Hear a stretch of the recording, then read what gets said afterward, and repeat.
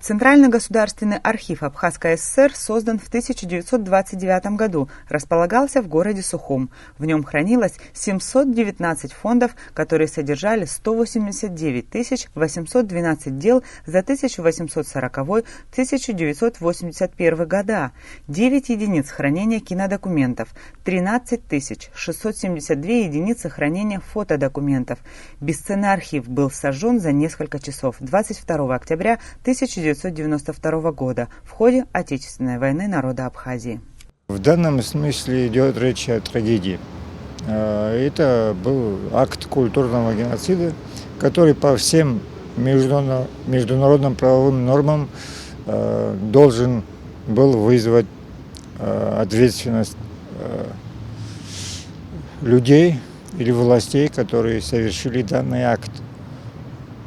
Но мы и тогда жили, и сейчас живем в эпоху торжества двойных стандартов и двойной морали, поэтому ответственности никакой не последовало со стороны международного сообщества и даже со стороны ближайшего окружения Абхазии.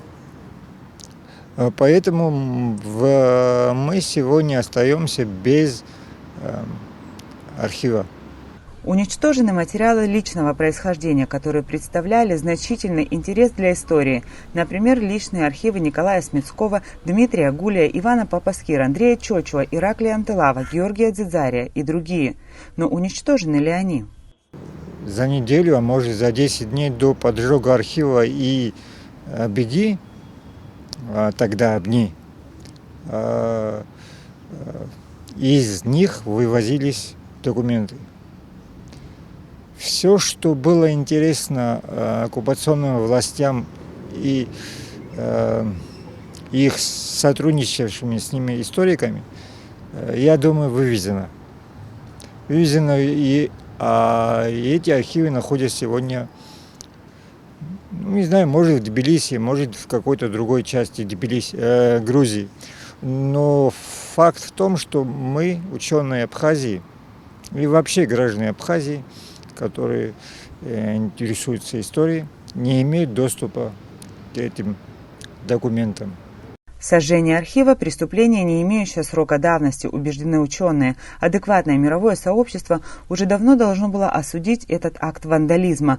Вот только даже в самой Абхазии это событие до сих пор не оформлено правовыми рамками.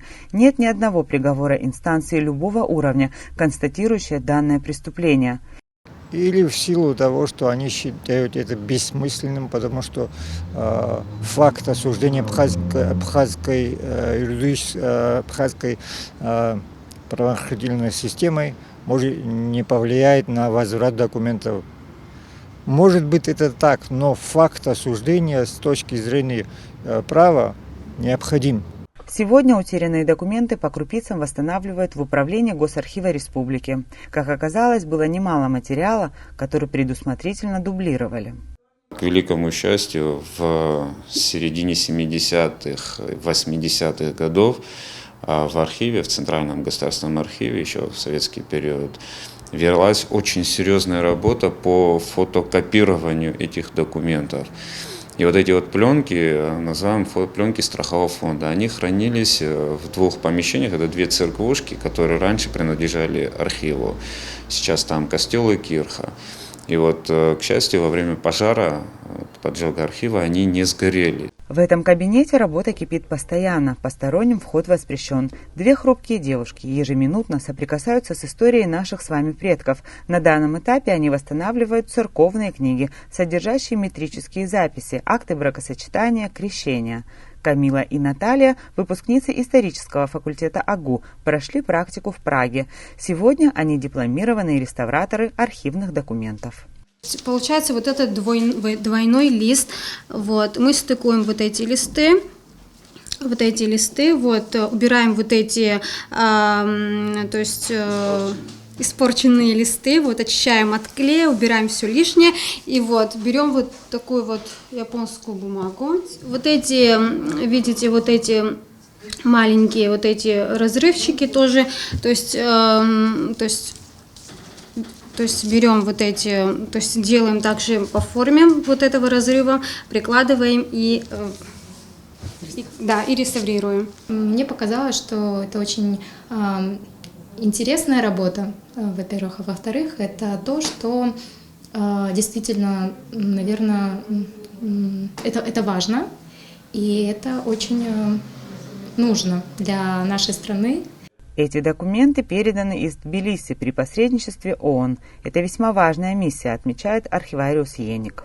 Материалы, которые интересны нам, касаемо истории Абхазии, если мы их таки выявляем в архивах Грузии, они там оцифровываются и передаются сюда, в Абхазию. Кстати, передали уже довольно-таки приличный объем документов. В основном они касаются 19 века, большей своей частью, и советский период, там хозяйственные моменты по городу Сухум. Но есть и материалы, которые в свое время были продублированы на фотопленку. Их также сегодня очищают, проводят оцифровку и систематизируют.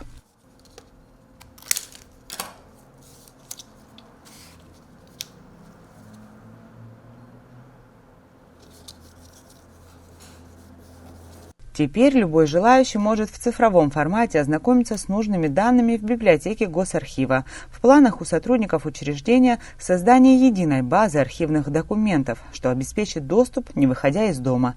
Если говорить о послевоенном периоде, то уже восстановлено более 100 тысяч документов объемом около 300 гигабайтов информации. Однако сколько еще работы впереди и как много бесценного материала навсегда кануло в лету, остается, увы, только догадываться. Илана Казама, Торник Амичпа, Абаза ТВ.